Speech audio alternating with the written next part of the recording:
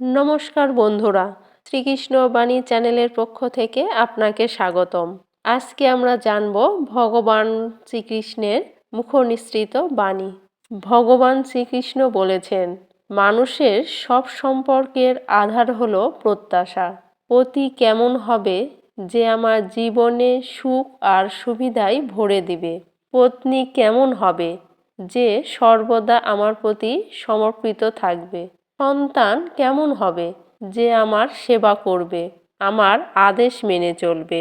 মানুষ প্রেম তাকেই দিতে পারে যে তার প্রত্যাশা পূরণ করতে পারে, আর প্রত্যাশার নিয়তিই হচ্ছে ভঙ্গ হওয়া। কিভাবে?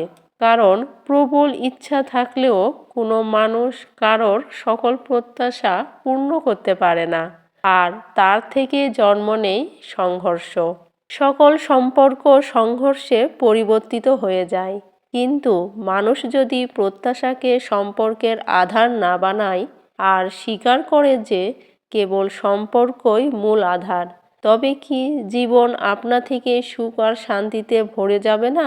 ভগবান শ্রীকৃষ্ণ আরও বলেছেন, যখনই মানুষের জীবনে কোনো বিরূপ পরিস্থিতি আসে, মানুষ তখনই ঈশ্বরের কাছে প্রার্থনা করে, ঈশ্বরের সম্মুখে মিনতি করে, যেন যে পরিস্থিতি থেকে নিস্তার পায়। কিন্তু এই প্রার্থনার বাস্তবিক রূপ কেমন হয়, এটা কি আমরা কখনো বিবেচনা করেছি? প্রার্থনার অর্থ হলো নিজের সমস্ত আকাঙ্ক্ষা, সমস্ত চিন্তা, সমস্ত সংকল্প, সমস্ত পরিকল্পনা ঈশ্বরের চরণে দান করা।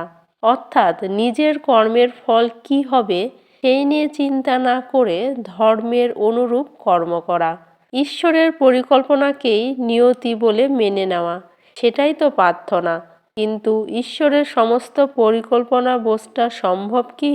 সেসব পরিকল্পনা তো আমাদের কর্মের পরিণামস্বরূপ প্রকাশ পায় সর্বদা। কিন্তু যদি কেউ সব কর্মকেই ত্যাগ করে, সেটা কি প্রকৃত প্রার্থনা হবে? বাস্তবে কর্মই জীবন, আর ফলের প্রতি মোহ না করাই সত্যিকারের প্রার্থনা। যে প্রার্থনা কর্মের পথে বাধা হয়ে দাঁড়ায়, মানুষকে কার্যই করতে দেয় না, সেটা প্রার্থনা নয়, পরাজয়। যখন নিজের কোনো ভালো কাজের বদলে দুঃখ লাভ হয়, অথবা কেউ দুষ্কর্ম করেও সুখ লাভ করে, তাহলে মন অবশ্যই ভাবতে বসে যে তাহলে ভালো কাজ করা, ধর্মের পথে চলার তাৎপর্য কী? কিন্তু দুরাত্মাকে কি ভোগ করতে হয় সেটাও দেখুন। দুষ্কর্ম যে করে তার মন সর্বদা চঞ্চল থাকে, ব্যাকুল হতে পারে, মনে সর্বদা নতুন নতুন সংঘর্ষ উৎপন্ন হয়, অবিশ্বাস তাকে সারা জীবন ছোটাতে থাকে। একে কি সুখ বলে?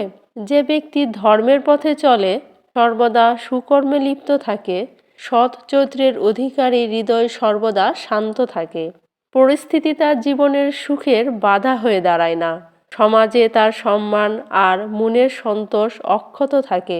অর্থাৎ ভালো ব্যবহার ভবিষ্যতের সুখের পথ দেখায় না, ভালো ব্যবহার নিজেই সুখ দেয়। অপরদিকে দুর্ব্যবহার ভবিষ্যতে দুঃখের পথ দেখায় না, অধর্ম সেই মুহূর্তে দুঃখকে উৎপন্ন করে। ধর্ম থেকে সুখ পাওয়া যায় না, অধর্মই স্বয়ং সুখ। ধর্ম থেকে সুখ পাওয়া যায় না, ধর্মই স্বয়ং সুখ। ভবিষ্যৎ তো প্রতিদিন প্রতিক্ষণে নির্মিত হয়, ভবিষ্যৎ যে কিছু নয়। মানুষের আজকের নির্ণয় ও কর্মের পরিণাম আগামীর ভবিষ্যৎ। আপনি যদি আজ কোনো নির্ণয় করে সন্তোষ বোধ করেন, তবে বিশ্বাস রাখুন ভবিষ্যতে অবশ্যই তার থেকে সুখ লাভ হবে। যে স্বাদ থেকে মুক্তি পাওয়ার জন্য আহারকেই ত্যাগ করে, বাস্তবে তার মন থেকে স্বাদের লালসা কখনোই যায় না। তার দু প্রকারের হানি হয়। প্রথমত, সে দুর্বল হয়ে পড়ে, কারণ পরমাত্মাকে প্রাপ্ত করার জন্য সে সচেষ্ট অনিবার্য তা সে করতে সক্ষম হয় না। আর দ্বিতীয়ত, সর্বদাই তার মন স্বাদ গ্রহণের লালসায় পূর্ণ থাকে। এই হেতু আহার ত্যাগের চাইতে উত্তম কার্য স্বাদ গ্রহণের লালসাকেই ত্যাগ করে ফেলে। কর্মযোগী নিজের মনের সমস্ত লালসাকে নিষ্কাশন করে, জীবনকে কর্তব্য মনে করে কার্য অবশ্যই করে, সেই কার্যে আবদ্ধ হয় না। অর্থাৎ যে ব্যক্তি নিজের কার্য থেকে আশা বা আকাঙ্ক্ষা রাখে না, তার কার্যই পূর্ণ হয়। ভগবান শ্রীকৃষ্ণ বলেছেন, ভয় কি? মানুষের জীবনের ভয়ের বশত করে সর্বদাই। কখনো সম্পত্তি নাশের, কখনো অপমানের ভয়, কখনো আপনজনের সাথে বিচ্ছেদের ভয়। এ কারণেই ভয়ের অস্তিত্ব সবার একই রকম মনে হয়। কখনো কি বিবেচনা করেছেন, যে কোনো পরিস্থিতি বা বস্তু ভয়ের জন্ম দেয়, তার থেকে বাস্তবে দুঃখ তৈরি হয় না এমন কোনো নিয়ম নেই। আর সবার অভিজ্ঞতা তো এই বলে, ভয় ধারণ করলেই ভবিষ্যতের দুঃখের নিবারণ কমে। ভয় কেবল আগামী দুঃখের কল্পনা মাত্র, বাস্তবের সাথে এর কোনো সম্পর্ক নেই। ভয় আর কিছু নয়, কেবল কল্পনা মাত্র। ভয় থেকে মুক্তি পাওয়া কি খুব কঠিন কাজ? চিন্তা করে দেখুন। পূর্বপুরুষদের ইচ্ছা, আশা, মহৎ আকাঙ্ক্ষা, ক্রোধ, বিরাট, প্রতিশোধ এ সব কিছুর ভার নতুন প্রজন্মকে বহন করতে হয়। মাতা পিতা নিজের সন্তানকে দিতে তো চান বিশ্বের সমস্ত সুখ, কিন্তু দিয়ে ফেলেন নিজের জমানো পীড়ার সত্তা। দিতে চান অমৃত, কিন্তু সাথে সাথে বিষের ঘোড়াও পূর্ণ করে দিয়ে যান। আপনি বিচার করুন, আপনি আপনার সন্তানকে কি দিয়েছেন জীবনে? অবশ্যই প্রেম, জ্ঞান, সম্পত্তি এসব দিয়ে থাকবেন, কিন্তু সাথে সাথে ওদের মনে বিষ দেননি তো?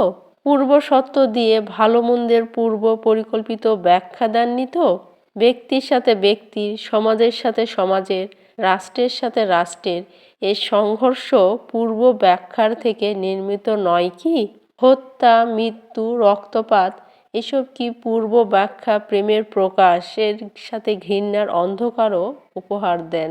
অন্ধকার মনের হোক, হৃদয়ের হোক বা বাস্তবিক হোক, তার থেকে কেবল ভয়ের উৎপত্তি হয়, কেবল শুধুই ভয়। কখনো কখনো কোনো ঘটনা মানুষের জীবনের সকল পরিকল্পনা ভেঙে দেয়, আর মানুষ সেই আঘাতকেই জীবনের কেন্দ্র বানিয়ে নেয়। কিন্তু ভবিষ্যৎ কি মানুষের পরিকল্পনার আধারে নির্মিত হয় না? যেভাবে কোনো উঁচু পর্বতে যে ব্যক্তি সর্বপ্রথম চড়ে, সেই পর্বতের পাদদেশে বসে সে যা পরিকল্পনা করে, সেই পরিকল্পনাই কি তাকে পর্বতের শিখরে পৌঁছে দিতে পারে? না। বাস্তবে যত উপরে উঠে তত নিত্য নতুন পরীক্ষা, নতুন বিড়ম্বনা, নতুন ধরনের অবরোধের সম্মুখীন হয়। প্রত্যেক পদে তার পরবর্তী পদক্ষেপ ঠিক করতে হয়।